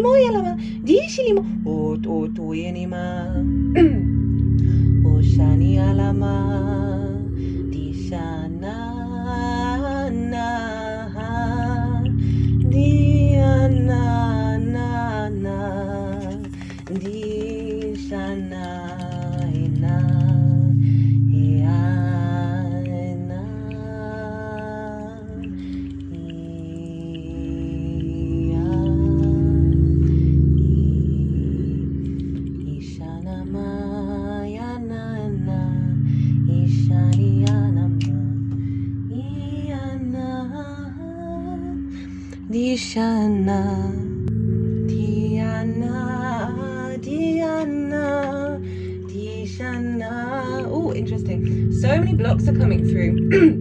I'm still feeling loads of stuff in my throat chakra, and this doesn't, not to say that the singing voice is amazing when it comes through when I'm by myself, but not the level of distortions that are coming in. This feels like I'm helping clear a lot of collective vulnerability around all of this.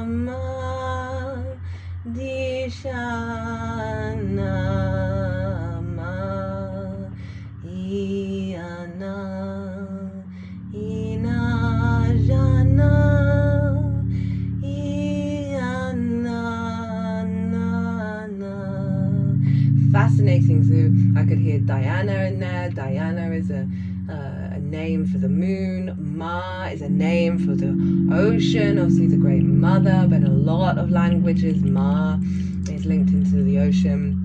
What was the other one that came through? Inanna. Venus is retrograding. She's in the underworld. She's walking that Inanna path.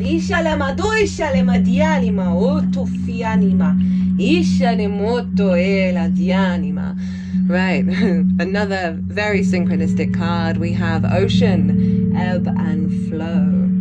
The ebb and flow of life is never more clearly represented than in the ocean's movement. The tides of these great bodies of water rise and fall in regular rhythms, and the waves continue to roll to the shores in endless and varied patterns, just as they have been doing for millions of years and will continue to do so for millions more. These tides and waves maintain a relative predictability unless other unforeseen forces of nature intervene, which have been known to happen. Hurricanes and earthquakes, for instance, can have a dramatic effect on the characteristics of both the tides and the waves. The oceans cover 70% of the earth, and the human body averages a composition of 70% water. The dynamic gravitational interaction of the sun and the moon that moves these massive bodies of water and creates the shifting tides also affects our human bodies in ways that we respond to instinctively, often having a great deal more influence over our moods and emotional states than we're even aware of. An important aspect of the art of living is to move with the ebb and flow of your emotions, joining their fluidity but not being captured by it. It is also not necessary to become obsessed with any particular fluctuation in mood and feeling. And I feel that about the astrology, which is why I love it, right? It's not permanent. And the awareness of that, of say there's a difficult transit where there's challenges, where we can get stuck in that having that perspective of all things do change, all things do shift, it really allows us to be that cosmic surfer on the ocean. They are simply emotions often activated in ways that are completely beyond your understanding. When you neither minimize nor exaggerate the intensity and importance of your emotions, you then have a greater sense of when and how to express them. You have been fighting the ebb and flow of your own feelings, denying your hurt, anger, or sorrow by either attaching yourself to one or the other and nurturing it as if it were a nursing child, or else smoothing over your feelings with more practiced responses that deny and hide what is going on beneath the surface of your expression. When you attempt to constrict yourself from experiencing your emotions, it is much like trying to stem the tides that grow even more forceful with every attempt humans make to control them. Allow yourself to swim with these variations rather than resisting them.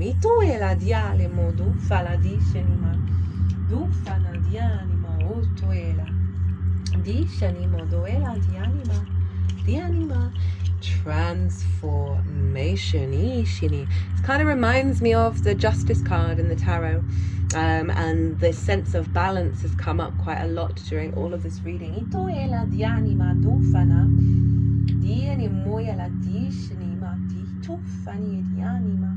Lilith was in Libra opposite Venus.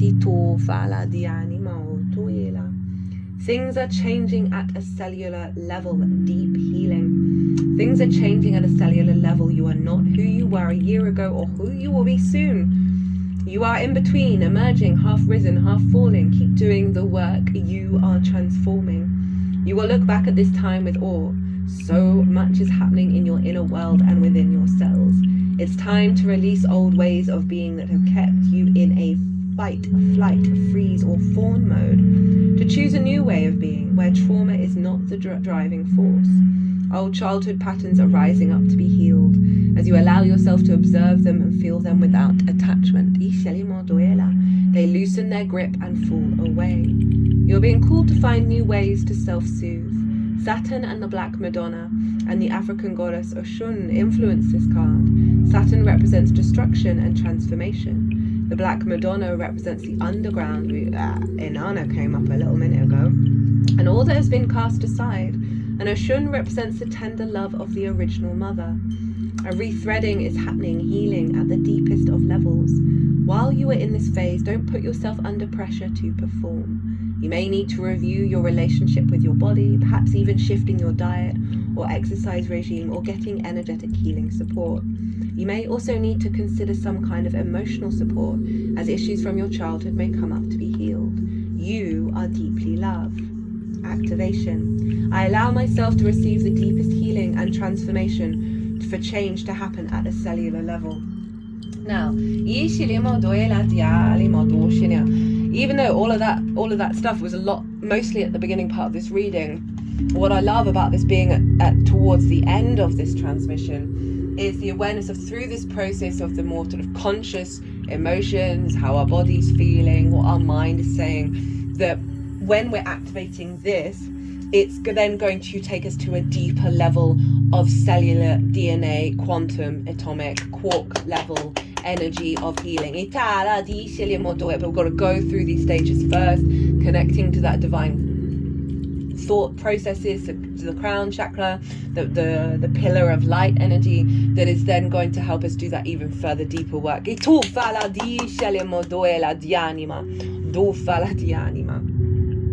We have a new pearl, the new pearl, right? We started off with a pearl, we're ending predominantly with a pearl.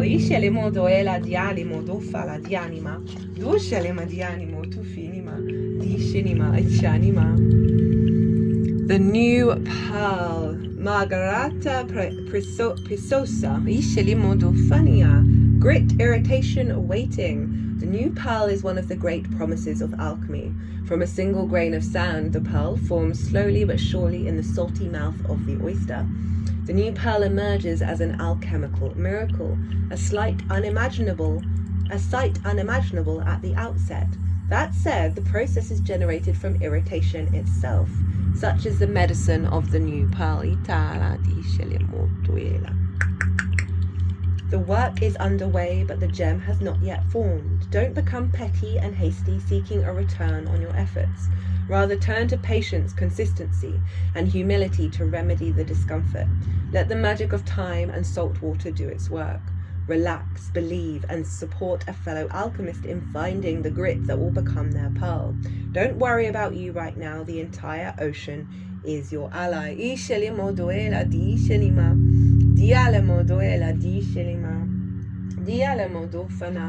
Now, what I feel with this card, in terms of it being the new pearl, is that higher activation coming in through this process that is creating the next level of that pearl energy. And it's sort of said at the end there that through that we're then able to facilitate the pearls within everybody else.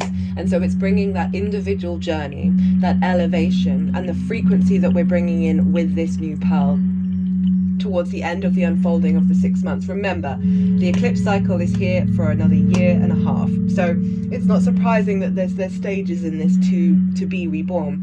That our frequency, our pearl, is that energy is going to radiate out and allow others to go on a journey of discovery for themselves. It's going to help facilitate. I don't feel like it's that we've got to go out and fix everybody else. That's counterintuitive to the intention of the tools that we're working with Source right now. But it's through that transmutation of our DNA that's activating this sort of more integrated, expansive pearl that's in alignment with Source and nature and, you know, heaven on earth vibes. Right, with this higher wisdom, we've almost got like the rainbow bridge here, but it's all that purple energy of the intuition, of the psychic energy, with the golden energy that came through in the crown chakra, right, of this support grid, right, that's, you know, with the circle and the triangle, the circle, the sense of protection, of softness, of the cycles of time, the awareness of I'm just really getting more of that flow state with the three being the magic number, this sense of, you know, triangles are incredibly strong. It's harder to break a triangle than it is a square.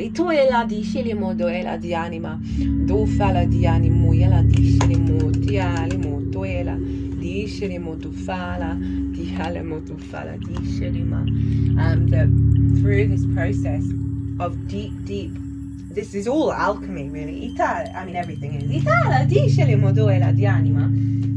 That it's such a clear progress and such a clear level of support that's coming in, and awareness of that, of the unfolding of these 6 months that is taking us from one pearl. We've done a lot of work already, and now we're going further in, right? And it's bringing in more wisdom, more intuition, more love, more awareness of your divinity. That's getting really embodied, right? It's embedded and embodied.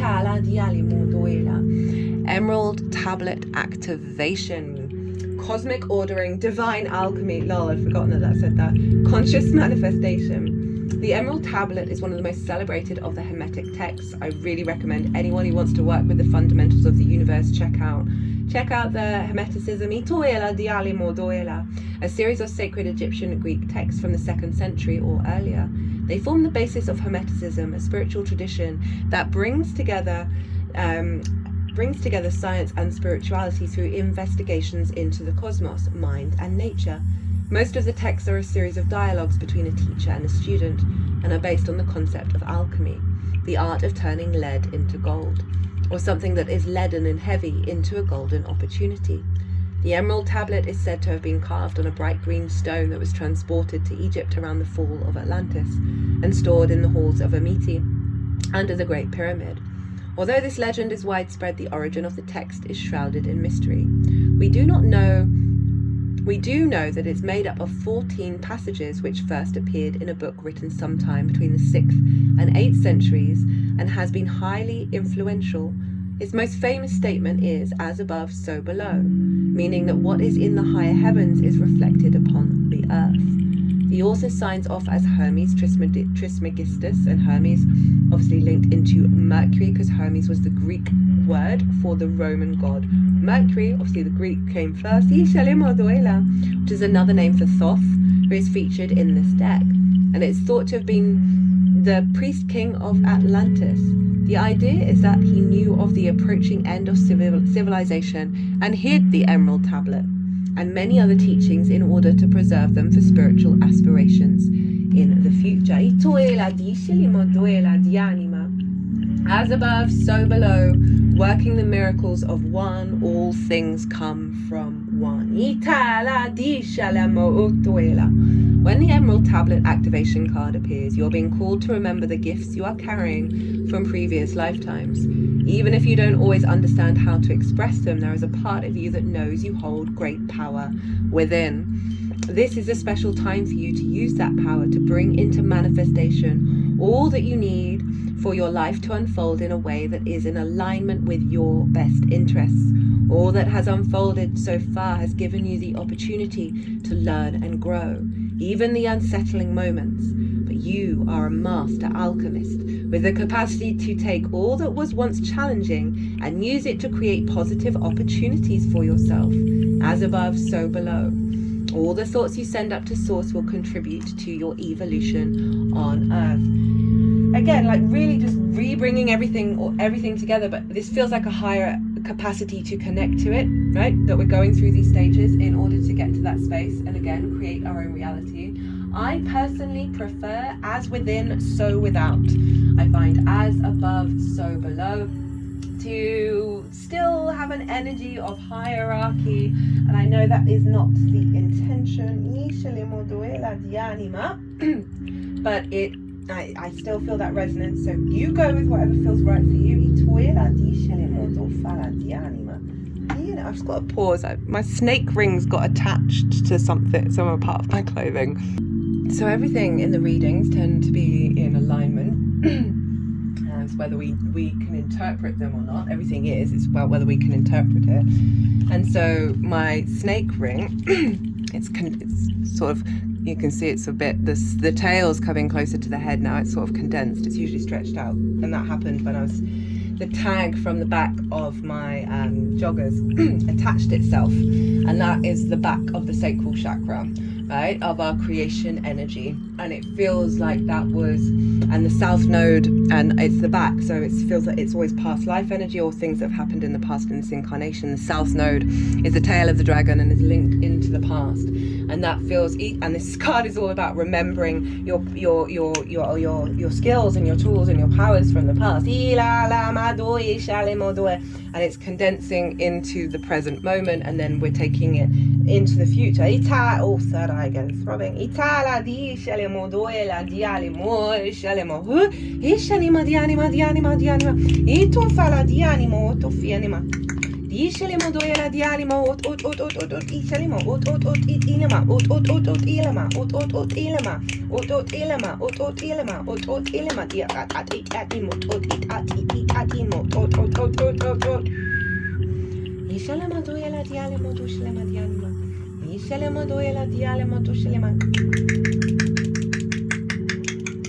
Ishalemo doela dialemo dushalema ot ya yanemo yat ishanima.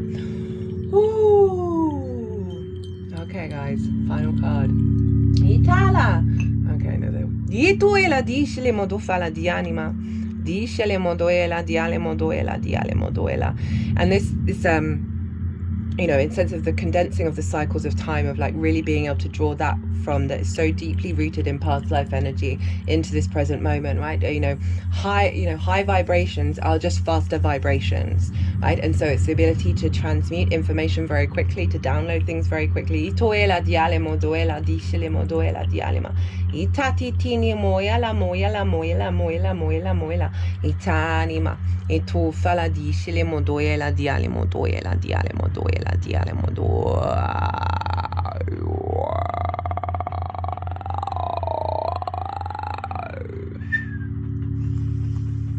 I used to make that sound all the time as a kid.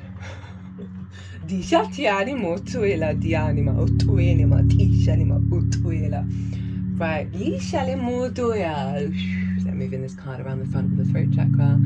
I love this card from Rainbow Brainskull. It says no decisions, just grooving. It shows up, for me it feels like big Sagittarius energy, and even though this moon wasn't an eclipse, wasn't on top of the North Node, that North Node in Pisces is manifesting and building over in Sagittarius, Itala, which I talk about in the transit series. So I wasn't particularly surprised when this came flying out. And obviously Jupiter also rules Sagittarius as well as Pisces, so whatever's going on with Jupiter is always influencing those two signs at any given moment. And they're intrinsically linked.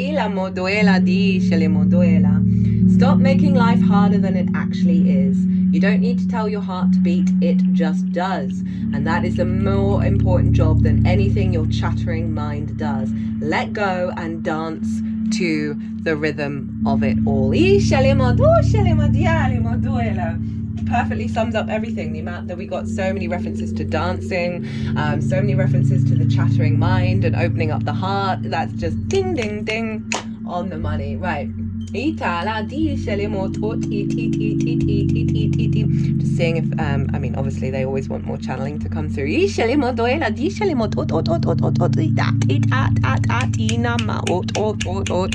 Just condensing all of this energy, sealing it up, sending it out to you all.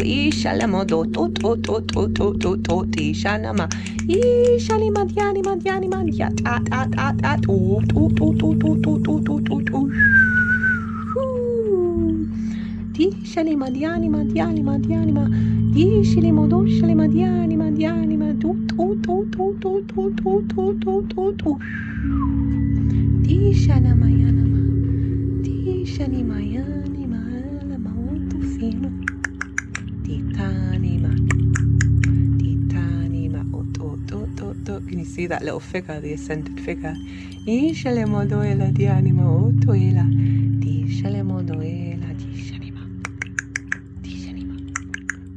Put that finger at the third eye, and another finger from my left hand at the back of the third eye.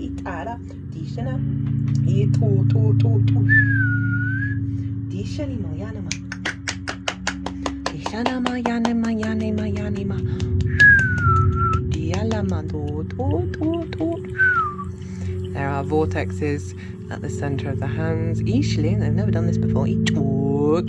Condensing the energy. The lines of time of the palm. Going from contracting to opening. I'll get so many messages with this of going from resistance and contraction to openness, as well as a condensing of timelines and cycles of time to bring in those gifts where we can expand.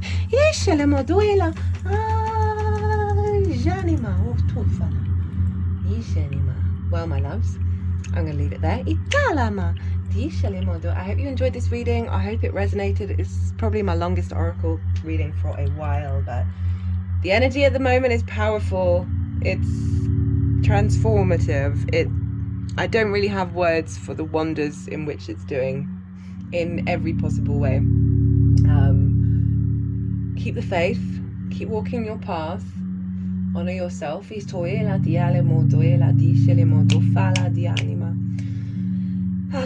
My loves, be good to yourselves, be good to those around you, safe travels, and be well until we meet again.